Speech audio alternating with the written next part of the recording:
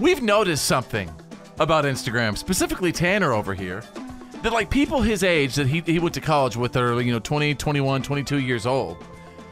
You've really noticed him like traveling all over the world to these like exotic places and on planes and stuff? Yeah, exactly. Okay, go ahead. The college I went to is on spring break right now, and all these people that claim that they're broke the other 365 days of the year, they're on these giant vacations in Cancun and Guam and all over the world and France. And I'm just wondering, if you're complaining about being broke all the other times of the year, why are you going on this giant vacation on spring break? I don't get it.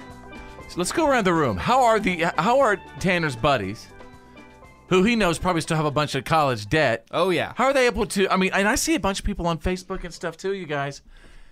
And I say to myself, okay, I know what these people do for a living, yet I'm always seeing them like doing these things, traveling all the time.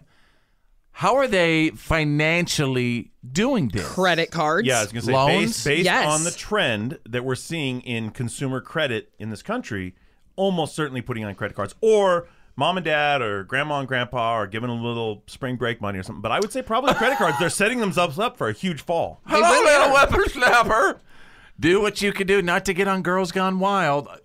I mean, really. There's one post specifically that really irked me because Did you really think grandparents are sending their little grandkids to, South Padre and Panama City Well, Beach? I don't know about yeah, maybe more the trip to France would be a grandparent. Hey, Yeah. see the world. Why don't you get some culture? Not, take your top off in South Padre Island. Yeah.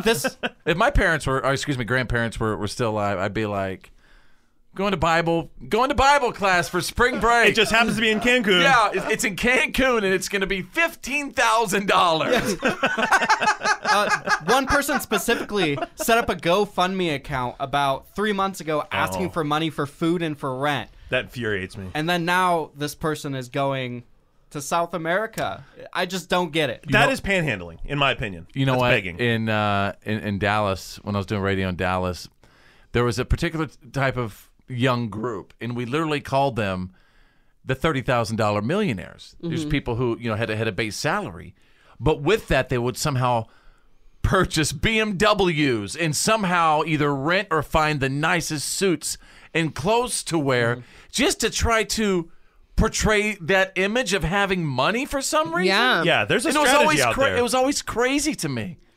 Fake it till you make it? Fake it yeah, I guess so. We have a hard time, and even, I'm in my lower 30s, and I have a lot of friends that do this, that travel when they're only making $30,000 to $40,000 a year, and it's like, you can either stay at home and build yourself a life, or you can travel and not end up with much. I don't know, I'm kind of okay with them. I mean, I love people who travel, don't get me wrong. I want to travel so bad. I want to travel too, and I'm actually trying to figure out how they do it. All right. He's hilarious. This is The Fit Show.